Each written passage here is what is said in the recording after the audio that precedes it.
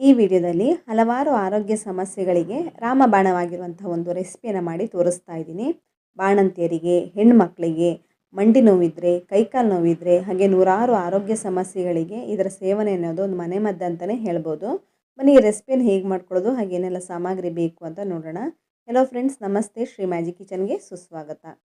ಮೊದಲಿಗೆ ನಾನು ಇಲ್ಲಿ ಒಂದು ಪಾತ್ರೆಗೆ ಒಂದು 2-3 ಟೇಬಲ್ ಸ್ಪೂನ್ ನೀರನ್ನು ಹಾಕ್ಕೊಂಡೆ. ಹಾಗೆ ಒಂದು ಅರ್ಧ ಲೀಟ್ರ್ ಹಾಲನ್ನು ಹಾಕ್ಕೊಂಡು ಈ ಹಾಲನ್ನು ಚೆನ್ನಾಗಿ ಕಾಯಿಸ್ಕೊಳ್ತಾ ಇದ್ದೀನಿ. ಮೊದಲಿಗೆ ಸ್ವಲ್ಪ ನೀರನ್ನು ಹಾಕ್ಕೊಳ್ಳೋದ್ರಿಂದ ಹಾಲು ಕಾಯ್ತಾ ಇದ್ದಾಗೆ ಪಾತ್ರಕ್ಕೆ ಅಂಟ್ಕೊಳ್ಳಲ್ಲ, ಹಾಗಾಗಿ ನೀರನ್ನು ಸೇರಿಸ್ಕೊಂಡಿರೋದು. ಸ್ವಲ್ಪ ಆದಷ್ಟು ಗಟ್ಟಿ ಹಾಲನ್ನೇ ಉಪಯೋಗಿಸ್ಕೊಂಡು ಈ ರೆಸಿಪಿನ ಮಾಡ್ಕೊಳ್ಳಿ.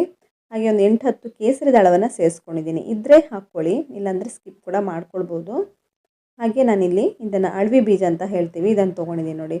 ನಾನು ಈ ರೆಸಿಪಿ ಮಾಡ್ಕೊಳ್ಳೋದಕ್ಕೆ ಒಂದು ಅರ್ಧ ಲೀಟ್ರಿಗೆ 3 ಟೇಬಲ್ ಸ್ಪೂನ್ ನೆನೆಸ್ಕೊಳ್ತಾ ಇದ್ದೀನಿ. ಕಾಣಿಸಿರ್ಬೋದು, ಇದನ್ನು ಹಲೀಮ್ ಸೀಡ್ ಅಥವಾ ಗಾರ್ಡನ್ ಕ್ರೆಸ್ ಸೀಡ್ ಅಂತಲೂ ಹೇಳ್ತಾರೆ.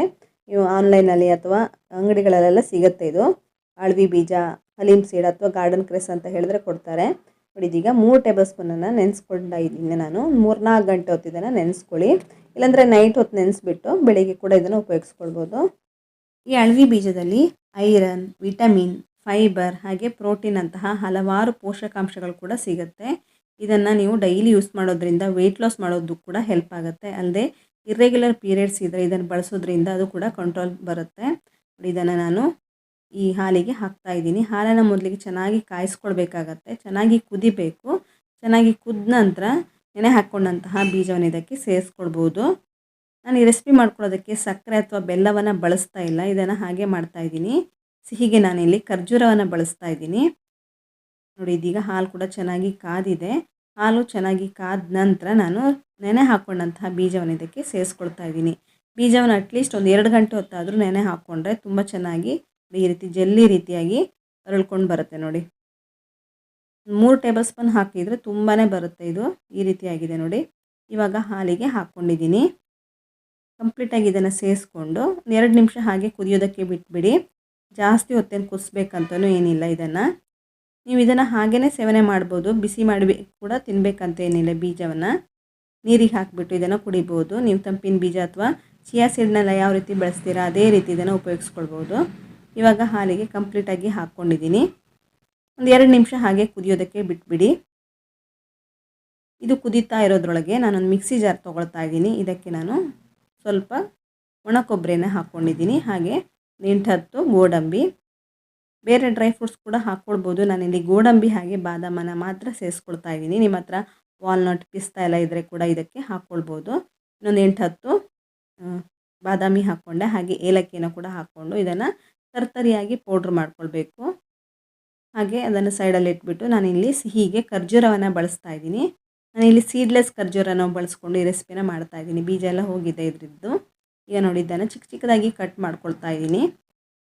ಇದನ್ನು ನೀವು ಪೇಸ್ಟ್ ಮಾಡ್ಕೊಂಡು ಕೂಡ ಉಪಯೋಗಿಸ್ಕೊಳ್ಬೋದು. ಖರ್ಜೂರವನ್ನು ನ್ಯಾಯವಾಗಿ ರುಬ್ಬಿ ಕೂಡ ಪೇಸ್ಟ್ ಮಾಡಿಕೊಂಡು ರೆಸಿಪಿಗೆ ಹಾಕ್ಕೊಳ್ಬೋದು, ಅಥವಾ ಈ ರೀತಿ ಚಿಕ್ಕ ಚಿಕ್ಕದಾಗಿ ಕಟ್ ಮಾಡಿಕೊಂಡು ಇದನ್ನು ರೆಸಿಪಿಗೆ ಹಾಕ್ಕೊಳ್ಬೋದು. ನಿಮ್ಗೆ ಯಾವುದು ಈಸಿ ಆಗುತ್ತೋ ಆ ವಿಧಾನದಲ್ಲಿ ಇದನ್ನು ಮಾಡ್ಕೊಳ್ಬೋದು ನೋಡಿ. ಇದೀಗ ಚಿಕ್ಕ ಚಿಕ್ಕದಾಗಿ ಕಟ್ ಮಾಡ್ಕೊಂಡಿರೋದನ್ನು ಈಗ ಕುದೀತಾ ಇದೆ ನೋಡಿ, ಈ ಹಾಲಿಗೆ ಹಾಕ್ಕೊಳ್ತಾ ಇದ್ದೀನಿ. 2 ನಿಮಿಷ ಬೀಜ ಹಾಕಿದ ನಂತರ ಕುದಿಸ್ಕೊಂಡಿದ್ದೀನಿ, ಜಾಸ್ತಿ ಹೊತ್ತೇನು ಕುದಿಸ್ಕೊಂಡಿಲ್ಲ. ಇವಾಗ ಖರ್ಜೂರವನ್ನು ಇದಕ್ಕೆ ಸೇರಿಸ್ಕೊಂಡು ಇದನ್ನು ಬಿಸಿ ಮಾಡ್ಕೊಳ್ಬೇಕಾಗತ್ತೆ. ನಾನಿಲ್ಲಿ ಸಕ್ಕರೆ ಬಳಸ್ತಾ ಇಲ್ಲ, ಬೆಲ್ಲವನ್ನು ಬಳಸ್ತಾ ಇಲ್ಲ. ಬೇಕಾದರೆ ನೀವು ಕಲ್ಸಕ್ಕರೆಯನ್ನು ಕೂಡ ಇದಕ್ಕೆ ಹಾಕ್ಕೊಂಡು ಮಾಡ್ಕೊಳ್ಬೋದು. ಸಿಹಿ ಕಮ್ಮಿ ಅನಿಸಿದ್ರೆ ಕಲ್ಸಕ್ಕರೆಯನ್ನು ಕೂಡ ಹಾಕ್ಕೊಳ್ಬೋದು, ಅಥವಾ ಬೇಡ ಅಂತಿದ್ದರೆ ಇದನ್ನು ನೀವು ಖರ್ಜೂರದಲ್ಲಿ ಕೂಡ ಮಾಡ್ಕೊಳ್ಬೋದು. ಇದೀಗ ಖರ್ಜೂರವನ್ನು ಹಾಕಿಬಿಟ್ಟು ಇನ್ನೊಂದು 2 ನಿಮಿಷ ಚೆನ್ನಾಗಿ ಬೇಯಿಸ್ಕೊಳ್ಳಿ. ಆವಾಗ ಖರ್ಜೂರ ಅನ್ನೋದು ಚೆನ್ನಾಗಿ ಬೆಂದು ಈ ರೀತಿ ಪೇಸ್ಟ್ ರೀತಿ ಆಗಿಬಿಡುತ್ತೆ. ಸ್ವಲ್ಪ ಸಾಫ್ಟ್ ಇರುವಂತಹ ಖರ್ಜೂರ ಆಗೋದ್ರಿಂದ ಬೇಗನೆ ಬೆಂದುಬಿಡುತ್ತೆ ಬಿಸಿಯಲ್ಲಿ. ಖರ್ಜೂರವನ್ನು ಹಾಕಿ ಒಂದು 2-3 ನಿಮಿಷ ಆಗಿದೆ, ಚೆನ್ನಾಗಿ ಬೆಂದಿದೆ ಖರ್ಜೂರ ಕೂಡ. ಇವಾಗ ನಾನು ರೆಡಿ ಮಾಡ್ಕೊಂಡಂತಹ ಈ ಡ್ರೈ ಫ್ರೂಟ್ಸ್ ಪೌಡ್ರನ್ನ ಹಾಕ್ಕೊಳ್ತಾ ಇದ್ದೀನಿ. ಹಾಕ್ಬಿಟ್ಟು ಒಂದು ಮಿಕ್ಸ್ ಮಾಡ್ಕೊಳ್ತಾ ಇದ್ದೀನಿ ನೋಡಿ. ಈ ರೀತಿ ಮಿಕ್ಸ್ ಮಾಡಿಕೊಂಡ್ರೆ ಸಾಕು, ಹೆಚ್ಚು ಹೊತ್ತೇನು ಇಡಬೇಕಂತೇನಿಲ್ಲ. ಕೂಡಲೇ ಗ್ಯಾಸ್ ಫ್ಲೇಮನ್ನು ಆಫ್ ಮಾಡ್ಕೊಳ್ತಾ ಇದ್ದೀನಿ. ಬಿಸಿ ಬಿಸಿ ಇರುವಾಗ ಇದನ್ನು ಸರ್ವ್ ಮಾಡ್ಬೋದು, ಅಥವಾ ಕಂಪ್ಲೀಟಾಗಿ ತಣ್ಣಗಾದ ನಂತರ ಕೂಡ ಇದನ್ನು ಸರ್ವ್ ಮಾಡ್ಬೋದು. ನಿಮ್ಗೆ ಯಾವ ರೀತಿ ಅನುಕೂಲ ಆಗುತ್ತೋ ಆ ರೀತಿ ಇದನ್ನು ಸೇವಿಸ್ಬೋದು. ತುಂಬಾ ಚೆನ್ನಾಗಿರುತ್ತೆ ಇದು ಕುಡಿಯೋದಕ್ಕೆ ಕೂಡ. ಆರೋಗ್ಯಕ್ಕಂತೂ ಬಹಳನೇ ಒಳ್ಳೆಯದು, ಹಲವಾರು ಆರೋಗ್ಯ ಪ್ರಯೋಜನಗಳಿದೆ ಇದರಿಂದ. ಒಂದು ಸಲ ಇದನ್ನು ಮಾಡಿ ನೋಡಿ, ನೀವು ಪದೇ ಪದೇ ಮಾಡ್ಕೊಂಡು ಕುಡಿತೀರಾ. ನೋಡಿದ್ರಲ್ಲ ಫ್ರೆಂಡ್ಸ್, ಈ ಅಳವಿ ಬೀಜದ ಪಾಯಸವನ್ನು ಹೇಗೆ ಮಾಡೋದು, ಇದಕ್ಕೇನೆಲ್ಲ ಸಾಮಗ್ರಿಗಳು ಬೇಕಾಗುತ್ತೆ ಅಂತ. ರೆಸಿಪಿ ನಿಮಗೆ ಇಷ್ಟವಾದಲ್ಲಿ ನಿಮ್ಮ ಫ್ರೆಂಡ್ಸ್ ಹಾಗೂ ಫ್ಯಾಮಿಲಿ ಮೆಂಬರ್ಸೊಂದಿಗೆ ಈ ರೆಸಿಪಿನ ತಪ್ಪದೇ ಶೇರ್ ಮಾಡಿ. ಹಾಗೆ ನಾನು ಮಾಡ್ತಾ ಇರುವಂಥ ಎಲ್ಲ ರೆಸಿಪಿಗಳು ನಿಮಗೆ ಇಷ್ಟವಾದಲ್ಲಿ ಲೈಕ್ ಮಾಡಿ, ಶೇರ್ ಮಾಡಿ. ಹಾಗೆ ಕಮೆಂಟ್ ಸೆಕ್ಷನಲ್ಲಿ ಆ ರೆಸಿಪಿ ಎಲ್ಲ ಟ್ರೈ ಮಾಡಿ ಹೇಗೆ ಬಂತು ಅಂತ ಕಮೆಂಟ್ ಸೆಕ್ಷನಲ್ಲಿ ತಪ್ಪದೇ ಕಮೆಂಟ್ ಮಾಡಿ. ಇನ್ನಷ್ಟು ಹೊಸ ರೀತಿಯ ಅದ್ಭುತವಾದ ರೆಸಿಪಿಗಳೊಂದಿಗೆ ಸಿಗೋಣ. ಧನ್ಯವಾದಗಳು.